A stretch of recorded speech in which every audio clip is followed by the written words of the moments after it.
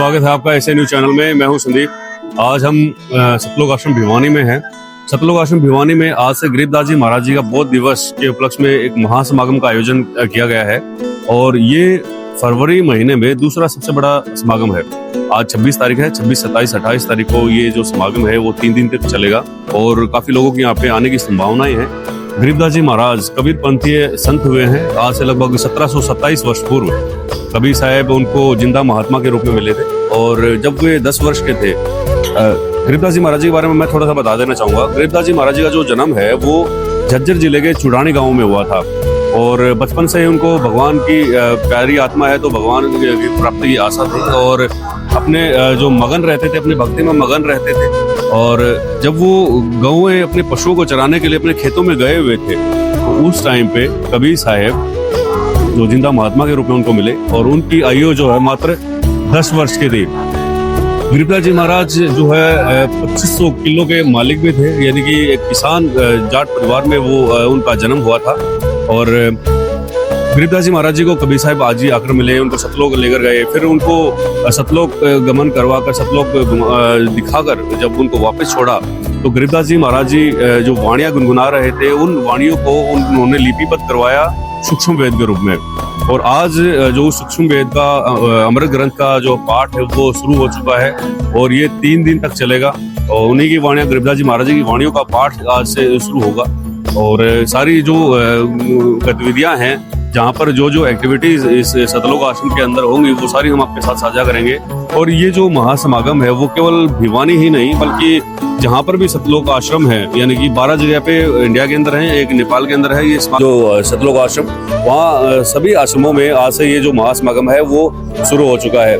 कितने लोग यहाँ पर आएंगे, कितने लोग क्या कुछ विचार यहाँ पर रहने वाले हैं और क्या कुछ व्यवस्थाएं यहाँ पर रहने वाली हैं, खाने के लिए क्या कुछ व्यवस्थाएं हैं, वो सारी जानकारी हम आपके साथ साझा करेंगे। फिलहाल हम जहाँ खड़े हुए हैं, ये जब भी सतलोक आश्रमों में ये जो प्रोग्राम होते हैं, पहला दिन होता है, दूसरा दिन होता है तो भोग लगाया जाता है, हलवे प्रसाद का भोग लगाया जाता है और जितने भी यहाँ पर जो व्यंजन बनते हैं उनमें सबका राम लगाकर इनको संबोधित किया जाता है। यानी कि अगर फुल्का है तो फुल्का राम है, सब्जी राम है, इस तरह से राम शब्द का यूज यहाँ पर किया जाता है। बहुत अच्छी बात है यहाँ पर संत रामपाल जी महाराज जी की अनुयायियों की।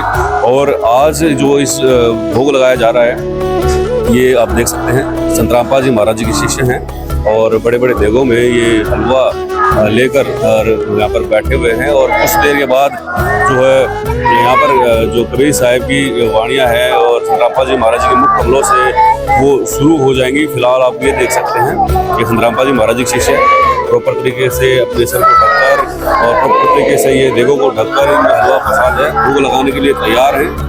और ये जो वाणियाँ हैं ये शुरू हो जाएंगी और संत रामपाल जी महाराज जी के शिष्य आप यहाँ पर देख सकते हैं कितनी जो शालीनता के साथ में, इतने अनुशासन के साथ में यहाँ पर खड़े हुए हैं। और कुछ देर के बाद ये जो प्रक्रिया है वो शुरू हो जाएगी। संत रामपाल जी महाराज जी के मुख कमलों से प्रोजेक्टर के माध्यम से अब ये वाणियाँ वो शुरू हो चुकी है और संत रामपाल जी महाराज जी शिष्य हलवा प्रसाद लेकर उस ज्योति हवन यज्ञ स्थल की तरफ चल पड़े हैं जहाँ पर जो भोग लगाया जाएगा, अपने राजा अपने गुरुदेव को भोग लगाया जाएगा।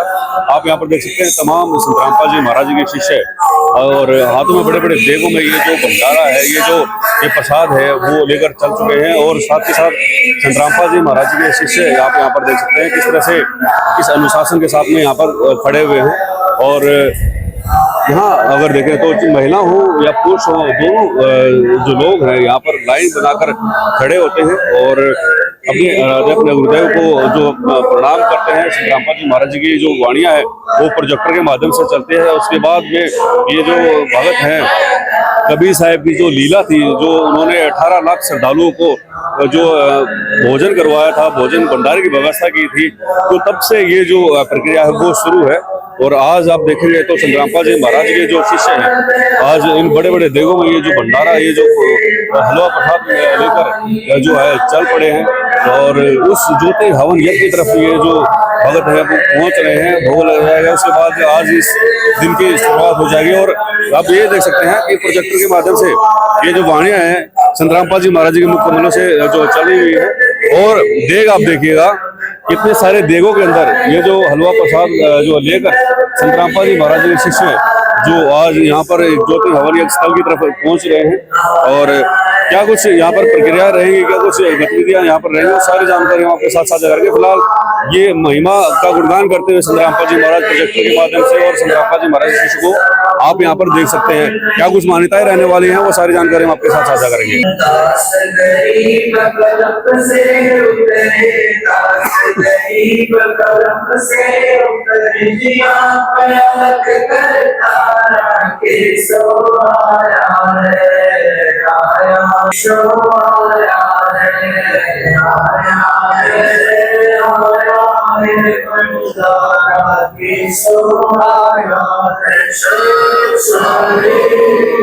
दर्शकों, ये संतरामपाल जी महाराज जी के शिष्य हैं जो भी हाल ही में हलवा प्रसाद लेकर पहुंचे हैं। इनसे जानते हैं ये जो समागम है, समागम के बारे में जानते हैं और ये जो मान्यताएं हैं हलवा प्रसाद लाने की, इसके बारे में हम जानते हैं। सर, ये जो आप प्रसाद लेकर आए हैं, सबसे पहले तो मैं ये जानना चाहूंगा जो आज का ये समागम है, समागम के बारे में थोड़ा सा बताएं। जी, ये आज का महासमागम 26, 27 और 28 फरवरी को संत गरीबदास जी महाराज जी का बोध दिवस है।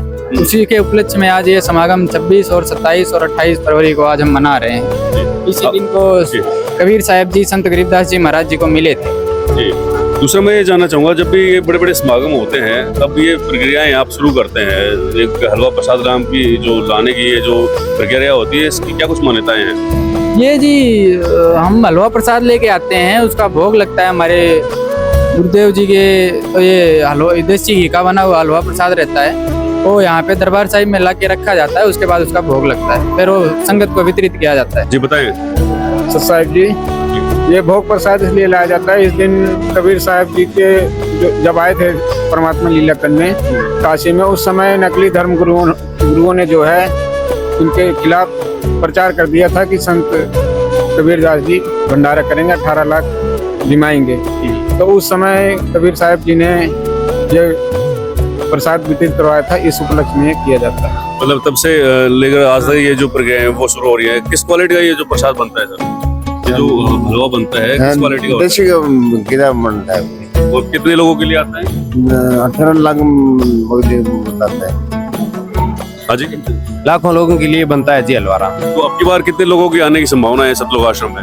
कम से कम 5-6 लाख लोग आएंगे। 5-6 लाख लोग आएंगे जी। क्या कुछ व्यवस्थाएं हैं उनके लिए सर? व्यवस्था एकदम साफ सफाई की है। लड्डू राम है, जलेबी राम है और हलवा प्रसाद है और साग सब्जी पूड़ी सब परमात्मा हर तरह का बंदोबस्त कर रखा है यहाँ जी, बिल्कुल। इसको आप देख सकते हैं, संतरामपाल जी महाराज जी के आश्रमों में आज से गरीबदास जी महाराज जी का बोध दिवस शुरू हो चुका है। और आप यहाँ देख सकते हैं बढ़िया तरीके से जो इस दरबार साहिब को सजाया गया है, आप यहाँ पर देखेंगे। और कुछ देर के बाद यहाँ पर भोग लगाया जाएगा। जो है कबीर साहिब की जो वाणियाँ हैं, गरीबदास जी महाराज जी की जो वाणियाँ हैं, वो प्रोजेक्टर के माध्यम से संतरामपाल जी महाराज जी के मुख कमलों से यहाँ पर चलेंगी। वो सारी जानकारी भी हम आपके साथ साझा करेंगे। फिलहाल जो आज इस महासमागम की शुरुआत हो चुकी है, हलवा प्रसाद यहाँ पर लाया जा चुका है और जो है एक मंगलाचरण कर जो भंडारे की शुरुआत यहाँ पर हो चुकी है। सारी जानकारी हम आपके साथ साझा करेंगे। बने रहे आप ऐसे न्यूज़ के साथ में। Thank you so much.